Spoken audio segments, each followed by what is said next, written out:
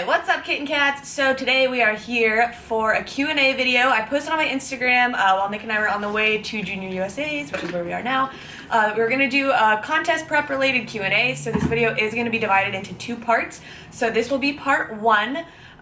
These questions, we had over 180 comments on the video, so obviously every single question can't be answered individually, but kind of what we did was we sat down, we looked through the questions. There were a lot of repeat questions, so those are the main ones that we're going to cover. So let's jump right in.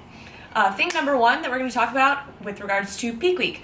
So changes in sodium and water and food, particularly carbs during peak week, what goes on there?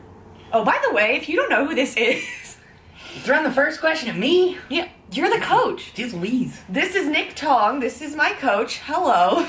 If you didn't know who he is the magic. Everybody always asks me, like, what did you do differently this prep? Like, why is this prep so much better than all of your other ones? And that is what happened differently, was I hired him, this guy. So we're going to learn about all of his hat tricks today. I'm going to offer some input as well. But yeah, question number one, peak week. What do you do in regards to changes in sodium and water in food, particularly carbs? Okay, so this is going to go with a lot of questions that we have today.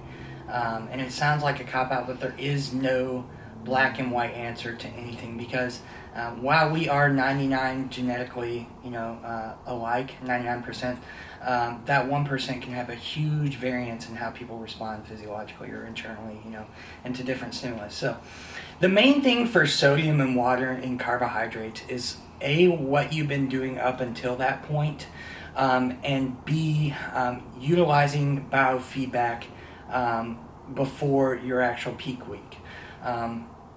There's some general tenets, like people that are have been very low carb for a while and haven't had glucose in their system. Typically, you don't want to load them with a ton of carbs all at once because they're more apt to spill over.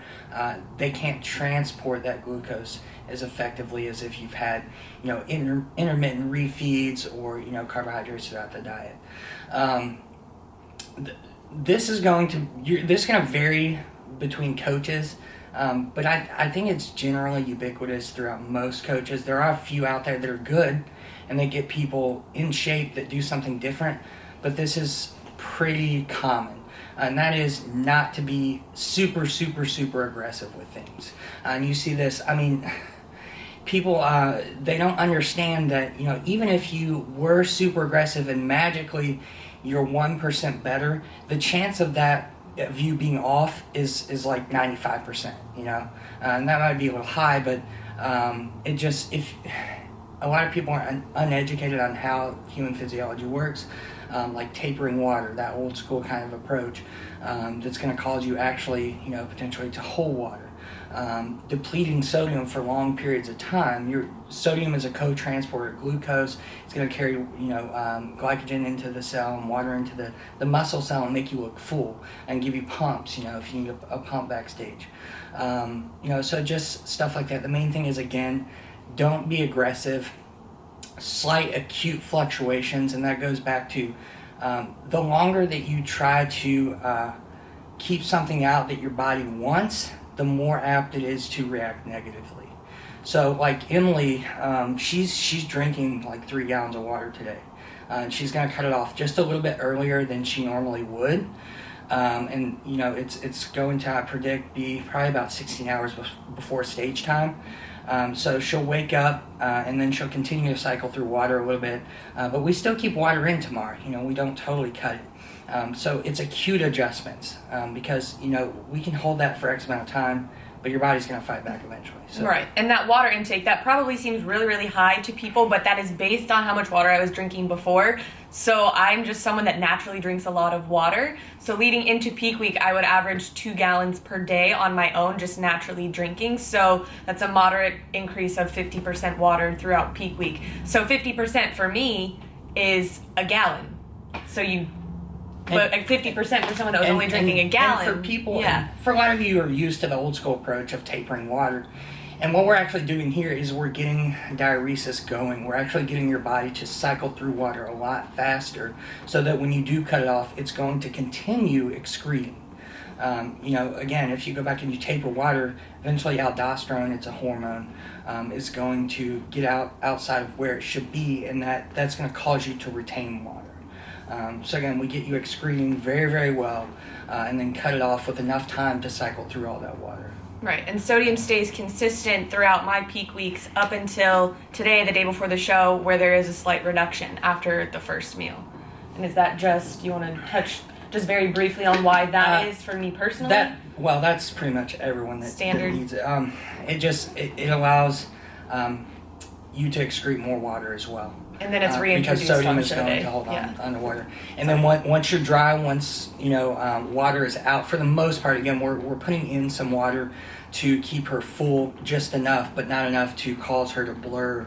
Then we put sodium back in, and that'll keep her full again, her muscles full and everything. And that's dictated by an hour by hour, meal by meal basis tomorrow. Right. I mean, it'll probably be pretty consistent because, contrary to popular belief, once you're dry, sodium is pretty, it's not dangerous. It's manipulatable very easily.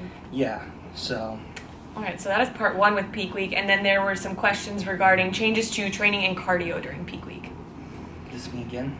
I mean, it's basically just a general, like we agreed on this when we talked about this last night, just kind of for me, going to doing like a more bro split. That's how my peak week training is more of a bro split. So legs, back buys, chest tries, shoulders. That acts as kind of a deload for me, and I'm pretty sure that's how you kind of set it up for most people anyways, to act sort of as a deload. And then cardio tapers down as well, but if you wanted to go into just some details on why that is. Yeah, so there's a few points. First of all, it goes back to no black and white. I mean, I have an athlete right now that did almost an hour of cardio yesterday, and she's 2 days out. And that's very atypical, and that was a situation I didn't want to happen. But unfortunately, that's what needed to be done. With that said, in an ideal situation, you're going to be ready, 2 weeks ideally out. And the last week of training is just, you're not going to failure, so you're not causing inflammation in the muscles, and that can cause water retention. We're actually upregulating some mechanisms within the muscle cell itself to take in more glycogen when we're loading carbs. And there's some small nuances, like we cut legs far out. And this is something you experiment with. I know people that cut legs, their heavy leg days, like 2 weeks out. Whereas some people, set a week out, 10 days. And Emily and I were talking about this last night, and I brought up the point that the reason we do this is, I don't think it's necessarily just the particular body part that needs more time to look good, to rest. But you also got to consider that most people are going to be doing cardio, and some of them are going to be doing a fair amount. So that's going to cause more water retention, more acute inflammation within the legs itself. So we cut it out. Again, there's nuances, and each person is an individual by individual basis. But it's allowing the body to rest, but also to shuttle nutrients where we need them. And I want to keep caloric expenditure pretty even.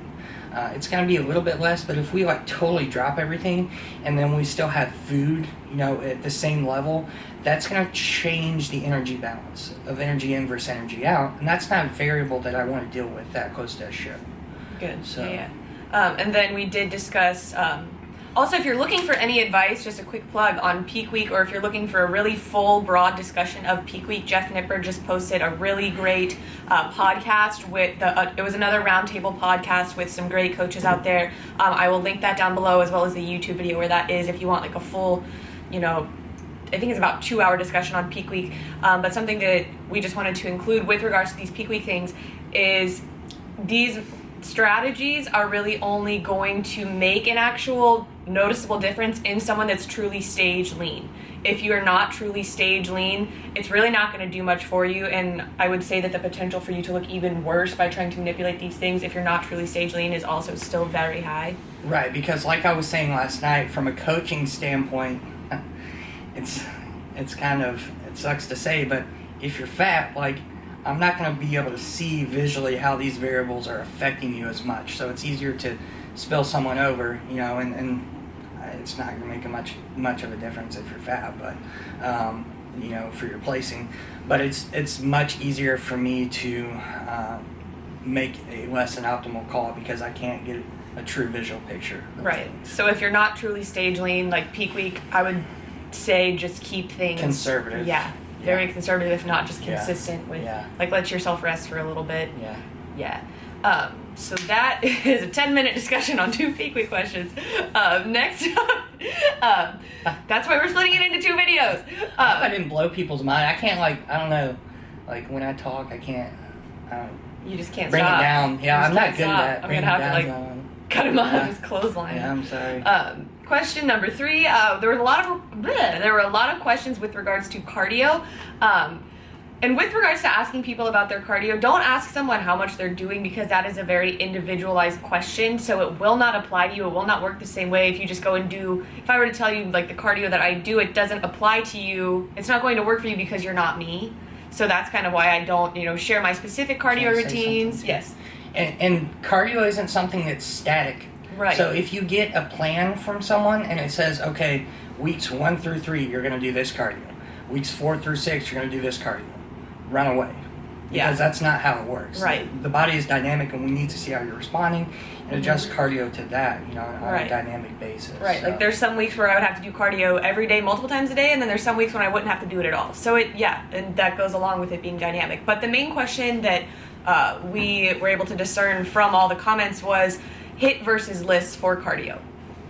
Okay, so this is pretty easy. There's a lot of nuances. But there's one main thing that I look at for HIIT versus LISS. And Emily and I have talked about this, and HIIT's become kind of this fad, a trend. It's the sexy cardio It's now. It's in vogue. And if you go back, and this can cover a lot of things, nutrition, training. If you go back, people have been doing things differently that have been in vogue in different time periods, all throughout the history of bodybuilding, and people have been getting in shape and, looking really, really good. So, you should never lock yourself in a box just because someone says or the majority says that this is the best thing to do. Because like for Emily, she in previous prep, she was doing a lot of HIIT. All of my preps before were HIIT. And she's done pretty much all LISS and it's been much better. From like a recovery standpoint. You guys, I talked all the time last prep about how I was doing track sprints all the time.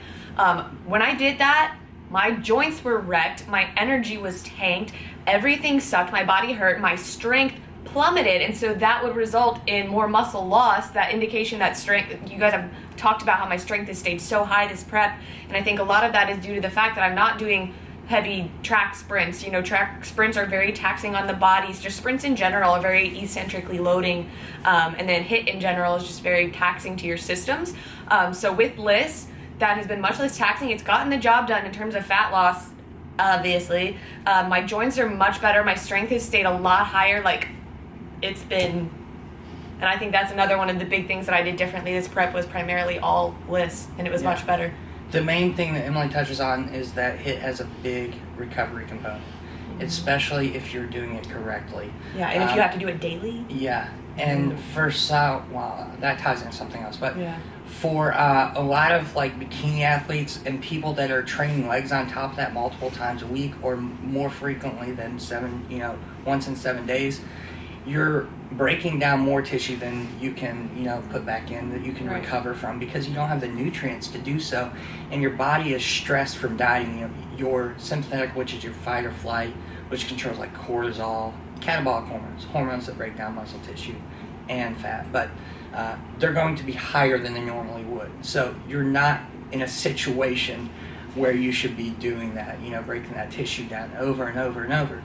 Now, for the clients that I have doing a lot of HIIT, you're going to watch this like... Yeah, that's not me. That's you're either a person that I've seen just doesn't break down tissue as fast, or unfortunately, we just have to take some muscle loss with the increased energy expenditure because it will increase energy expenditure if you do it correctly.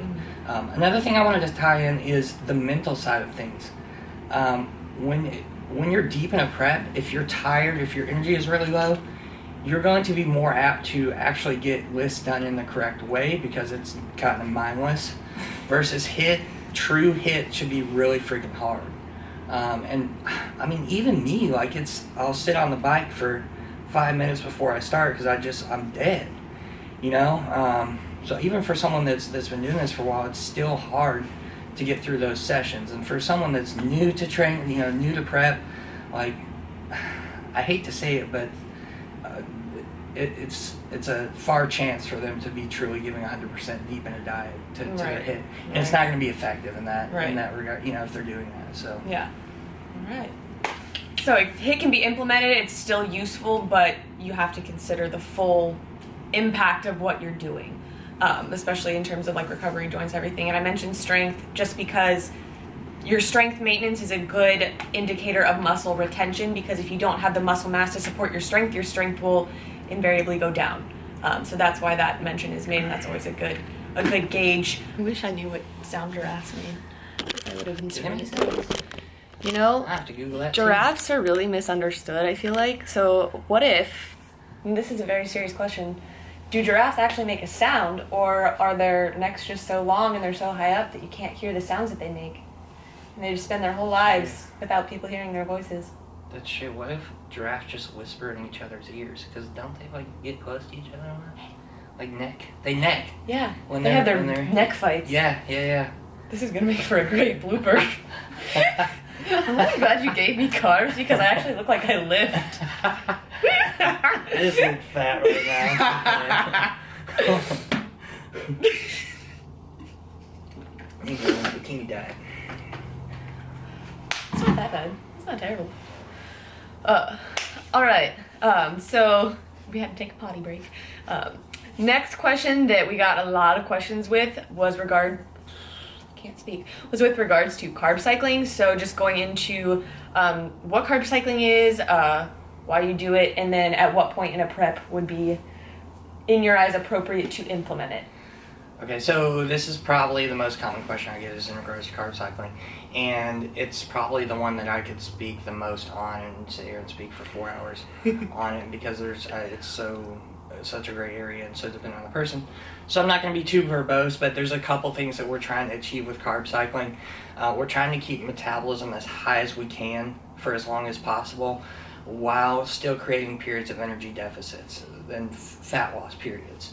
So, for example, if you just like totally cut things from the get-go, you start prep, you cut things from the get-go, your body's going to adapt to that. You'll lose a little bit quicker initially, but your body's going to adapt to that. How big of a cut are you talking? Are you talking beyond the stereotypical 500 calorie cut, if you try and go beyond that, for reference? Your body's going to adapt to that, and then, you know, eventually you're going to have nowhere to pull down more, because there's only a point you want to pull to, both from a physical standpoint, your body's going to fight back, and also a mental standpoint. Like if you have people eating rabbit food, they're not going to give 100%. Yeah, you know? Especially the longer out they are. Yeah, exactly. Yeah, they're like, oh, I'm so many weeks out, this already sucks, yada yada. Chicken, that's it. And yeah. Bad news bears, but Ranger danger. And then also we're trying to address the mental side of things too. I'm a big fan of carb cycling just because it does do a lot of things.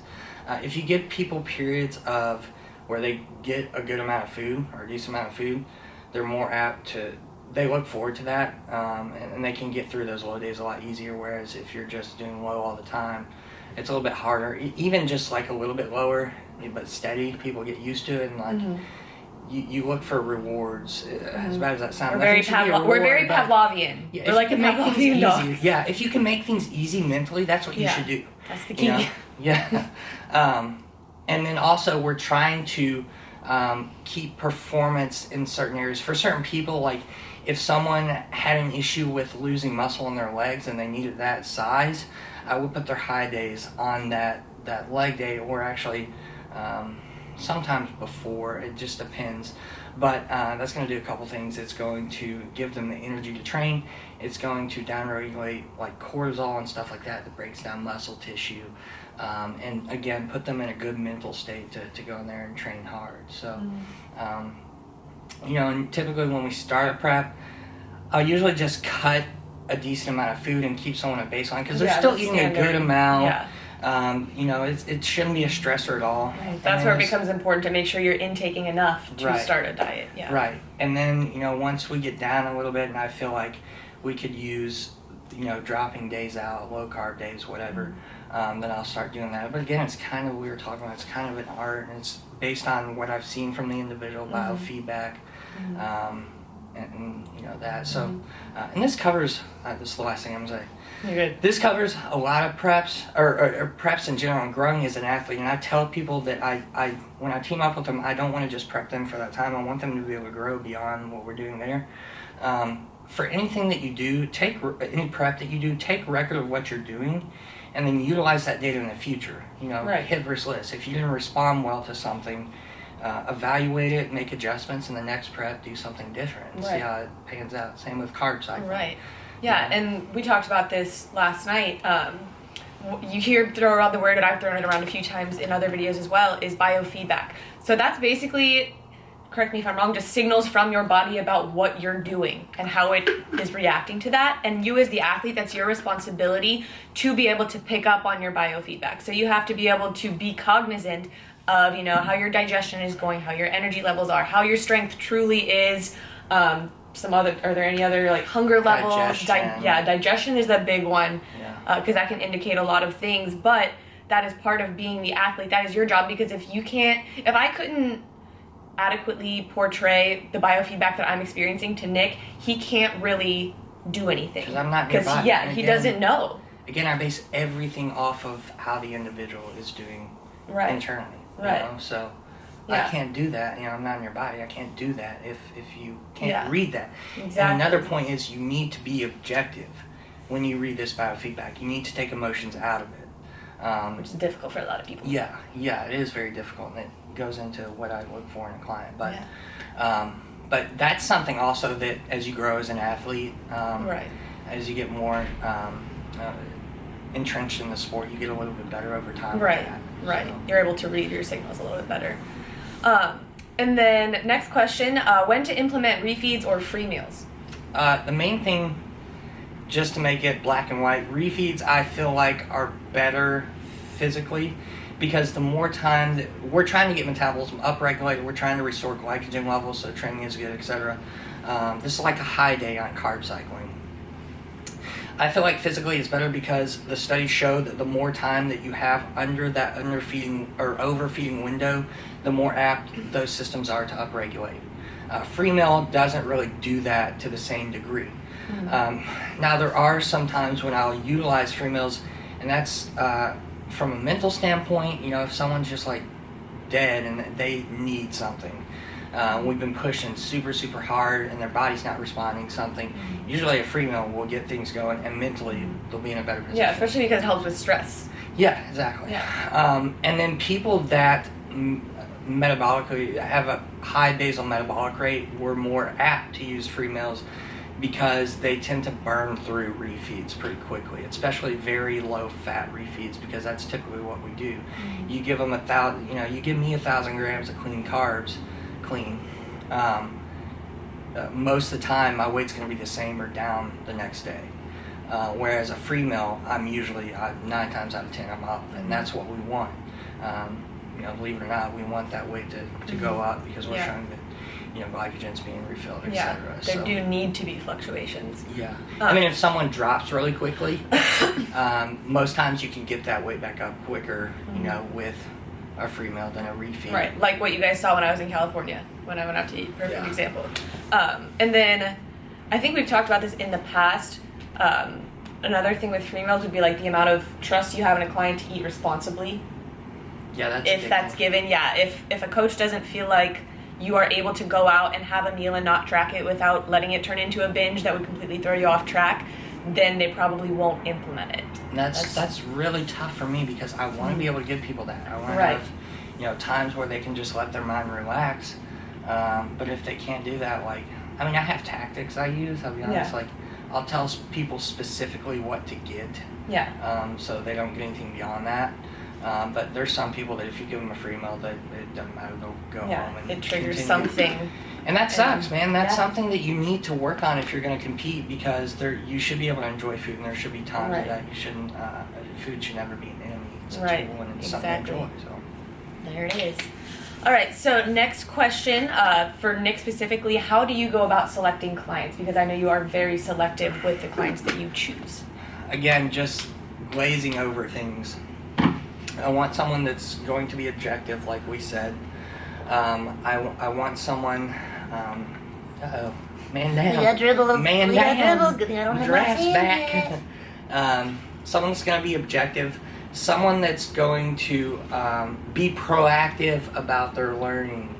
Again, That's like a big Emily was thing. going back to the biofeedback thing, like if I have to struggle to pull information out of people all the time, it's going to drain my energy and I can't do my job the way I should. Whereas someone that can lay it out to me and I can adjust based on my knowledge base, it's going to be a much more ideal situation. And beyond that, I'm not a teacher, guys. I tell all the people that I work with, feel free to ask questions, but I can't convey everything that I have in my brain, and that's not what you pay me for. I mean, Right. it's unfortunate. I hate saying that.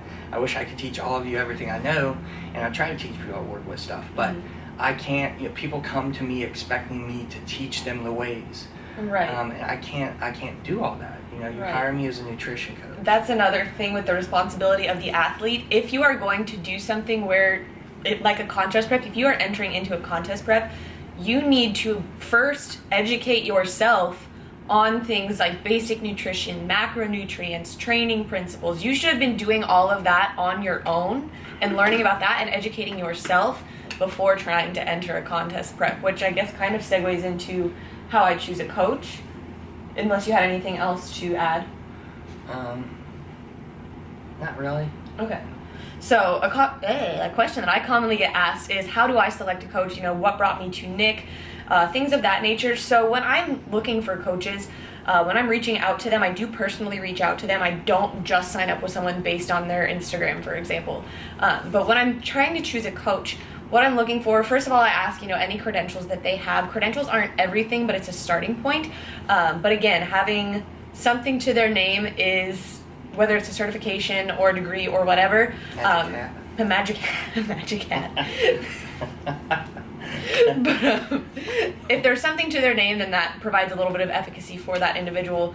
But again, especially like with degrees, they're not necessarily everything. I do think, and another thing that I look for is an experience component. I want someone that is in the field, in the industry, in the sport. Can I add something there? Yeah. I'm gonna throw people under the bus, but YOLO. I don't think you should follow someone just because they have a title to their name. Right. It goes back to experience and actually you want to see people getting better themselves. Right, the application of what they're supposed to be doing Right. for you. Exactly. Yeah. So, because a lot of people, you'll see people that they just sign on with people because of their names, and they get cookie cutter Mm-hmm. programs, and they're Yeah. not treated, Right. Or they get really or- crappy service and it's not detailed. Or the person has just utilized a coach their whole career Yeah. and doesn't know what they're doing. So Yeah. look for people that have gotten better through their own knowledge base and through their own experience. Right, exactly. And then some other things that I typically ask are just, what nutrition protocols do they use? Do they enforce a strict meal plan? Do they utilize flexible dieting? Things to the effect of, what does a typical peak week look like? What kind of manipulations are being made? Things of that nature. And then I'm trying to think of some of the other things. And just basically, another big thing, it's not a question, but it's a thing that I pick up on, how quick they are to respond. Because if it takes someone, months, weeks, whatever, to get back to me, then I can assume, typically beyond a shadow of a reasonable doubt, that they will be the same way with me as their client. And then another thing that I'm looking for is their openness to answering questions. Because to me, if a potential coach, if I ask them a question and they kind of dance around it without answering, or they say they don't want to answer it, that to me means they're trying to hide something. Obviously, you can't ask them questions like, what should my macros be right now, for example, because that's their service that you're asking them to provide to you that they have not yet agreed to provide. But if you're asking general questions, for example, like what nutrition protocols do you follow, and they refuse to answer, or they just kind of dance around it, and that to me indicates that they're trying to hide something. So that's basically how I go about, as well as just the overall dynamic that I pick up on with my interactions with them.